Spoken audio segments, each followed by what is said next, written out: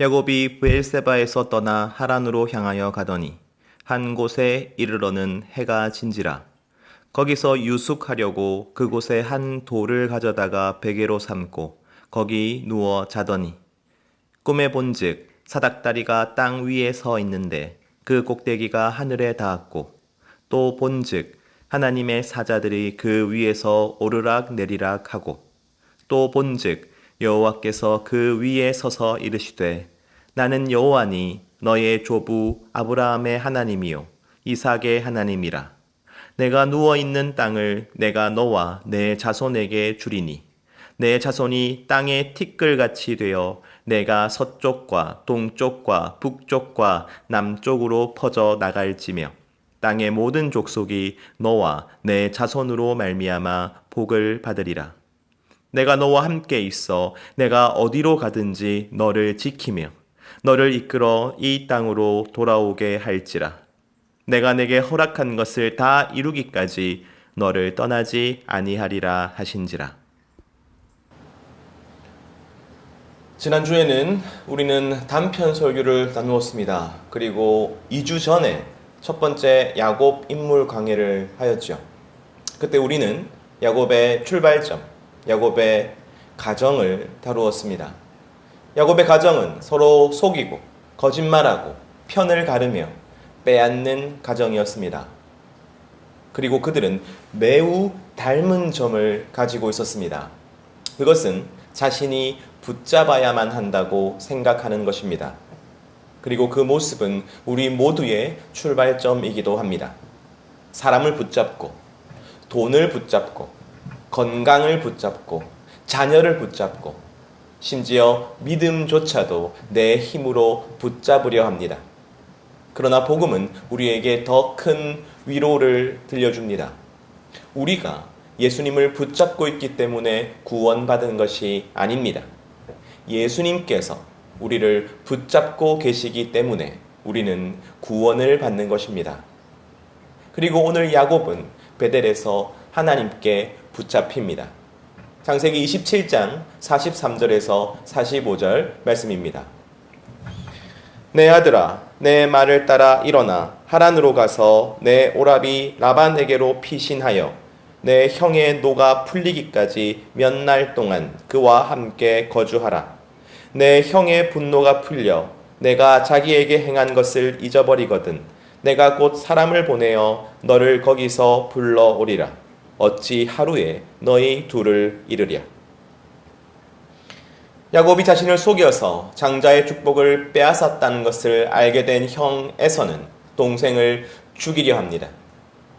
리브가는 에서의 이러한 심상치 않은 심기를 파악한 다음 야곱을 한동안 외삼촌 라반에게 보내기로 하지요. 그녀는 좋은 명분을 들어 남편을 설득합니다. 가나안 사람이 아니라 고향 사람과 결혼시키기 위하여 야곱을 보내야 한다고 말이죠. 그렇게 에서의 분노에서 야곱을 피난시키는 일은 급박하게 돌아갑니다. 야곱은 아무것도 없이 갑자기 집을 떠나야 했습니다. 어머니는 잠깐이면 된다고 했지만, 며칠이면 된다고 했지만 그 기간은 20년이었으며 어머니와는 지금이 마지막이 될 것입니다. 그렇게 그는 혼자 떠나게 됩니다. 사랑하는 성도 여러분, 겉으로 보면 그는 장자의 축복을 받았습니다. 언약의 계승자가 되었습니다. 그러나 그 대가로 형을 잃습니다. 어머니를 잃습니다. 아버지를 잃습니다. 집을 잃습니다. 평안을 잃습니다. 모든 관계가 끊어졌고 그는 혼자가 되었습니다. 창세기 28장에는 유난히 그가 라는 표현이 반복됩니다. 그가 길을 가고 그가 한 곳에 이르러 그가 돌을 베고 그가 잠이 듭니다. 마치 세상이 텅 빈 것처럼 야곱 혼자만 남아있는 느낌을 주는 것이지요. 그뿐만 아닙니다. 본문은 놀라울 만큼 절제된 표현을 사용합니다. 그곳에 한 돌을 가져다가 베개로 삼고, 즉 베개조차 없는 것이죠. 예전에는 풍족한 아버지의 집에서 살던 사람이 이제는 들판에서 돌을 베고 자야 합니다. 이것은 단순히 생활의 불편을 말하는 것이 아닙니다.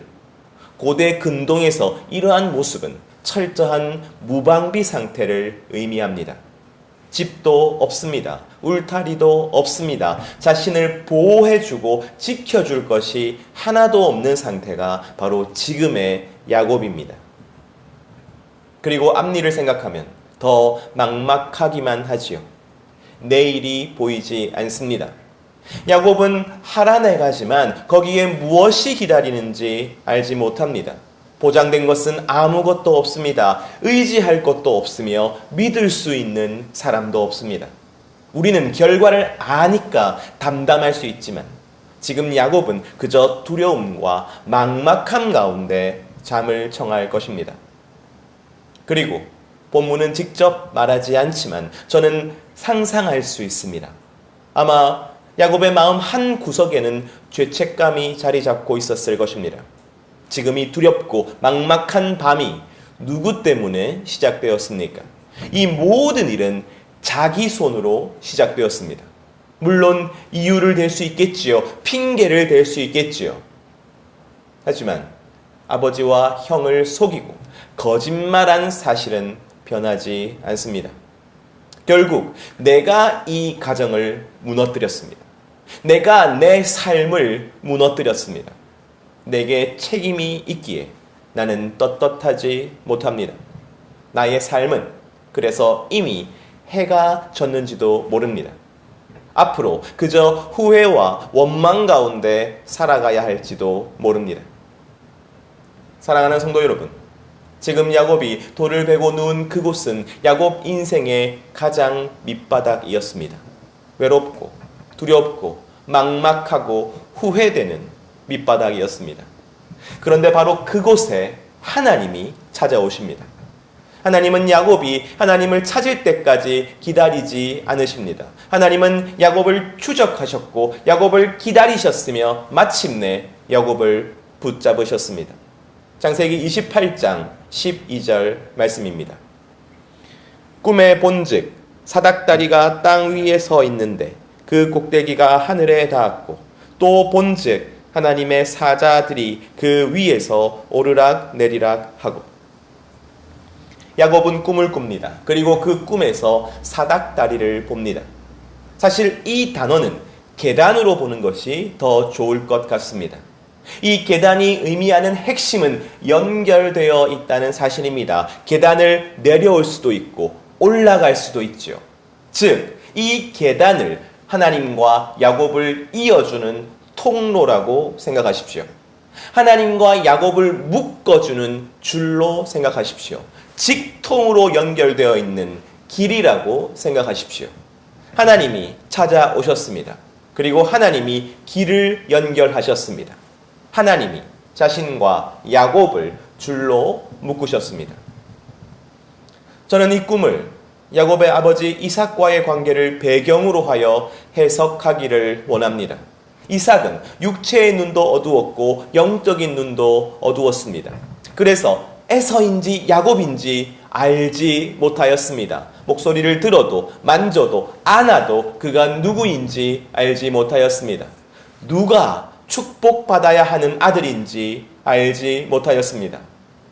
그러나 하나님은 그와 직통으로 이어지는 길을 내십니다. 그가 어디에 있는지 아시고 그가 누구인지 아시고 그의 마음이 어떠한지도 아십니다. 그리고 그를 진심으로 축복하여 주십니다.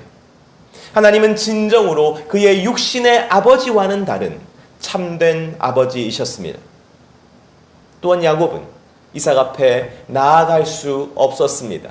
그는 아버지 앞으로 나아가기 위하여 아버지를 속여야만 했지요. 목소리를 형처럼 꾸며내고 형의 옷을 입고 털을 몸에다가 대어야만 했습니다. 거짓이 아니면 아버지에게 말을 걸 수도 안아볼 수도 축복을 구할 수도 없었습니다. 그러나 하나님은 그와 직통으로 이어지는 길을 내십니다. 그는 이제 하나님 앞에 나아갈 수 있습니다. 기도할 수 있습니다. 탄식할 수 있습니다. 요청할 수 있습니다. 그리고 하나님께 축복을 구할 수도 있습니다. 하나님은 진정으로 그의 육신의 아버지와는 다른 참된 아버지이셨습니다. 야곱의 참 아버지 하나님은 이렇게 말씀하십니다. 창세기 28장 15절 말씀입니다. 내가 너와 함께 있어 내가 어디로 가든지 너를 지키며 너를 이끌어 이 땅으로 돌아오게 할지라. 내가 내게 허락한 것을 다 이루기까지 너를 떠나지 아니하리라 하신지라. 이것이야말로 야곱이 원했던 아버지의 말씀이었습니다. 집에서는 아버지가 외면했습니다. 하지만 베델에서는 하나님이 먼저 자신을 찾아오셨습니다. 집에서는 축복받기 위해 거짓말해야 했습니다. 하지만 베델에서는 아무것도 하지 않았는데 은혜를 받았습니다. 바로 이것이 복음입니다. 그는 이 복음으로 인하여 진실로 하나님의 자녀가 되었습니다. 하나님의 언약 백성이 되었습니다. 그리고 우리가 받은 구원도 이와 같습니다. 예수님은 야곱의 사닥다리, 야곱의 계단을 이렇게 해석하셨습니다. 요한복음 1장 51절 말씀입니다. 또 이르시되 진실로 진실로 너희에게 이르노니 하늘이 열리고 하나님의 사자들이 인자 위에 오르락 내리락 하는 것을 보리라 하시니라. 즉 예수님은 그 계단이 바로 자기 자신이라고 말씀하시는 것입니다. 한 영혼과 하나님을 연결하는 것은 오직 예수님이십니다. 그분이 스스로를 길이라고 말씀하신 이유가 바로 여기에 있는 것이지요. 하나님께로 가는 유일한 길, 하나님과 연결되어 있는 유일한 길은 바로 예수님이시기 때문입니다. 사랑하는 성도 여러분, 마치 야곱이 꿈을 꾼 것처럼 오늘 설교에서 우리가 예수님으로 인하여 하나님과 연결되었음을 선포합니다. 우리의 육신의 아버지는 눈이 어두웠습니다. 그래서 우리가 진정으로 무엇의 상처를 받았는지, 우리가 진정으로 아버지에게 원하는 것이 무엇인지를 알지 못하였습니다. 육체의 눈도 어두웠으나 영적인 눈도 어두웠습니다. 삶과 신앙의 모순, 그리고 차별, 그리고 날카로운 말과 행동들은 나를 상처 입혔습니다. 그러나 하나님은 나와 직통으로 이어지는 길을 내십니다. 내가 어디에 있는지 아시고, 내가 누구인지 아시고, 나의 마음이 어떠한지도 아십니다. 그리고 나를 축복하고 축복하십니다. 하나님은 진정으로 나의 육신의 아버지와는 다른 참된 아버지이십니다. 또한 우리는 육신의 아버지 앞에 진실되게 나아갈 수 없었습니다. 아버지가 내 진심을 몰라줄 것 같기 때문입니다. 이해하지 못하실 것 같기 때문입니다. 또 자신의 고정관념과 오해에 따라 나를 판단하고 비난할 것만 같기 때문입니다. 내 마음에 쌓여있는 분노와 미움과 실망과 체념은 몸은 아버지 앞에 있을지 몰라도 의미 있는 그 무엇도 아버지 앞에서는 하지 못하게 될 것입니다. 하지만 하나님은 나와 직통으로 이어지는 길을 내십니다. 우리는 하나님께 내 마음의 전부를, 그야말로 전부를 말씀드릴 수 있습니다. 하나님을 원망할 수도 있고, 탄식할 수도 있고, 아파할 수도 있고, 간구할 수도 있습니다. 나를 사랑하시는 것을 알기에 나는 진실된 모습으로 하나님 앞으로 나아갈 수 있습니다. 하나님은 진정으로 나의 육신의 아버지와는 다른 참된 아버지이십니다. 하지만 사랑하는 성도 여러분, 아침이 되어 야곱은 잠에서 깨어납니다. 먼저 그는 놀라고 두려워합니다. 그리고 자신이 베개로 삼았던 돌을 가져다가 기둥으로 세우고 그 위에 기름을 붓고 그곳의 이름을 베델이라고 바꿉니다. 그러니까 하나님을 예배한 것이지요. 하나님을 경배한 것입니다. 하나님을 만난 그는 하나님 앞에 엎드려서 믿음을 보였습니다. 하지만 그의 모든 것이 해결된 것이 아니었습니다. 믿음이 모든 것을 해결해 주는 것은 아니었습니다. 왜냐하면 야곱이 꿈에서 깨었기 때문입니다. 꿈에서는 하나님과 내가 연결되어 있었습니다. 놀라운 약속의 말씀을 들었습니다. 천사들이 오르락 내리락 하는 것과 하나님께서 나를 바라보시는 것과 내가 하나님께 눈을 드는 것과 그 하나님이 나의 좋은 아버지가 되심을 알았습니다. 그러나 잠에서 깨었습니다. 그리고 그의 현실은 달라진 것이 하나도 없었습니다. 하나님은 지금까지 내게 해주신 것이 없어 보입니다. 아버지의 편애로부터 나를 지켜주지 않으셨습니다. 어머니의 과도하고 비틀린 애정에서 나를 지켜주지 않으셨습니다. 형의 분노로부터 나를 지켜주지 않으셨습니다. 내 안에 비틀린 욕망과 두려움을 변화시켜 주지 않으셨습니다. 그리고 꿈속에서 하나님은 그저 말씀만 하셨을 뿐입니다. 아직 아무것도 해결해 주지 않으셨습니다. 꿈에서 깨어 일어나 보니 똑같은 돌베개에, 똑같은 광야에, 똑같은 자기 자신일 뿐입니다. 사랑하는 성도 여러분, 우리도 마찬가지입니다. 우리는 분명히 말씀 가운데 하나님 아버지에 대하여 들었습니다. 신앙 가운데 하나님이 어떠한 존재인지, 그리고 육신의 아버지를 어떻게 대해야 하는지도 분명히 들었습니다. 하나님은 여러분에게 말씀하십니다. 너는 내 아들이다. 너는 내 딸이다. 너는 나의 자녀이다. 네가 불 가운데로 지날 때 내가 도와줄 것이다. 네가 물 가운데로 지날 때 내가 함께 하리라. 너를 결코 편애하지 않고 결코 변하지 않고 결코 버리지 않겠다.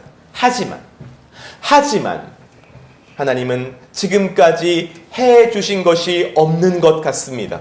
아버지의 폭력으로부터 우리 가정을 지켜주지 않으셨습니다. 나의 고통과 외로움으로부터 나를 구해주지 않으셨습니다. 내 안에 그 아버지로 인한 쓴 뿌리를 제거해 주지도 않으셨습니다. 지금 하나님은 아직 아무것도 해결해 주지 않으셨습니다. 그 말씀의 시간에서 깨어나 보니 똑같은 돌베개에, 똑같은 광야에, 똑같은 자기 자신일 뿐입니다. 꿈에서 깬 야곱은 하나님께 서원합니다. 하지만 그 서원에는 여전히 그의 안에 있는 불신과 불안과 두려움이 가득하였습니다. 창세기 28장 20절에서 22절 말씀입니다. 야곱이 서원하여 이르되 하나님이 나와 함께 계셔서 나의 가는 이 길에서 나를 지키시고 먹을 떡과 입을 옷을 주시어 내가 평안히 아버지 집으로 돌아가게 하시오면 여호와께서 나의 하나님이 되실 것이요 내가 기둥으로 세운 이 돌이 하나님의 집이 될 것이요 하나님께서 내게 주신 모든 것에서 10분의 1을 내가 반드시 하나님께 드리겠나이다 하였더라. 그는 하나님이 어떠한 분이신지를 신뢰하지 못합니다. 그는 하나님께서 자신의 좋은 아버지라는 사실을 신뢰하지 못합니다. 왜냐하면 그에게는 오직 꿈밖에는 없었기 때문입니다. 그래서 그의 서원은 온통 자기 자신에게만 집중되어 있습니다. 내가 평안히 돌아오면 그때 나의 하나님이 되실 것이라고 말합니다. 나를 지켜주시면 그때 11조를 드리겠다고 말합니다. 지금까지 말만 하신 하나님이 나를 위해 직접 움직이시는 것을 보고 나를 도와주시는 것을 보고 내 주변을 변화시키시는 것을 본 뒤에 신뢰하겠다고 말하는 것입니다. 하나님께서 지금 자신을 붙잡아 주셨습니다. 자신에게 나타나셨습니다. 그리고 자신에게 믿음을 주셨습니다. 그러나 아직 그는 하나님을 신뢰하지 못합니다. 하지만 하나님은 그런 그를 비난하거나 질책하지 않으십니다. 지난번에 말씀드렸죠. 하나님은 변화하지 않는 육신의 아버지를 신뢰하라고 요구하지 않으십니다. 그리고 마찬가지로 그저 말씀만 주신 하나님을 신뢰하라고 요구하지도 않으십니다. 믿음은 곧바로 주실 수 있지만 깊은 신뢰는 시간이 필요하기 때문입니다. 믿는 자는 이제 야곱의 계단처럼 신뢰의 계단을 한 발 한 발 올라가게 될 것입니다. 하나님께서는 그 계단의 위에서 우리를 붙잡으시고 우리는 그 계단의 밑에서 하나님의 도우심으로 한 발 한 발 올라가게 될 것입니다. 그 계단이야말로 신뢰의 계단인 것이죠.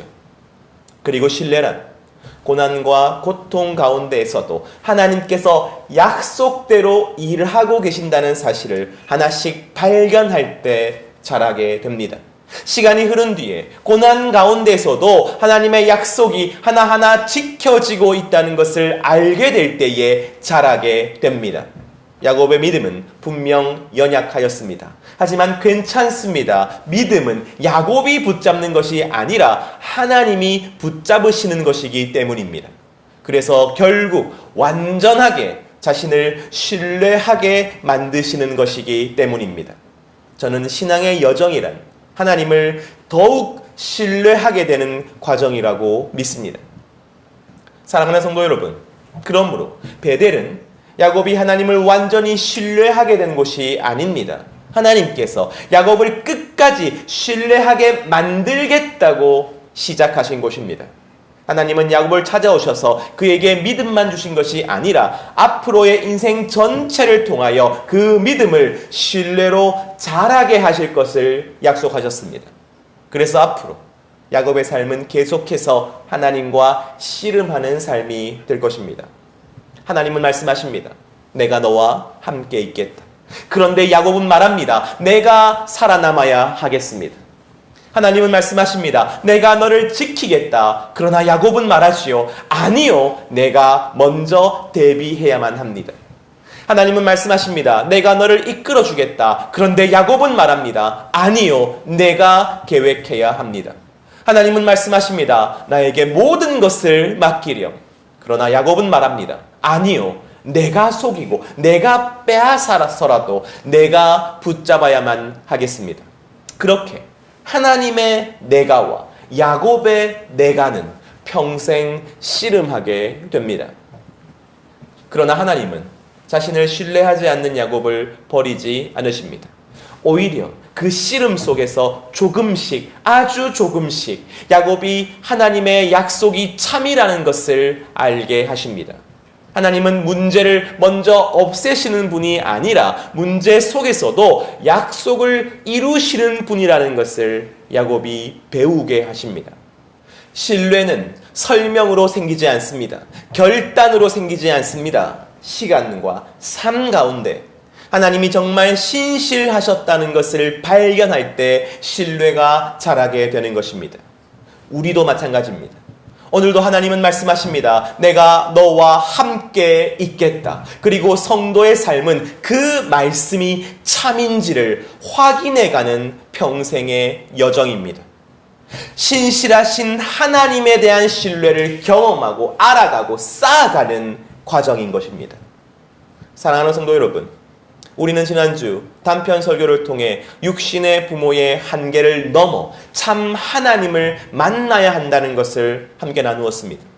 예수님을 믿는다는 것은 가장 능력이 크시고 가장 사랑이 많으시고 가장 나를 잘 아시는 하나님께서 내 아버지가 되신다는 의미였죠.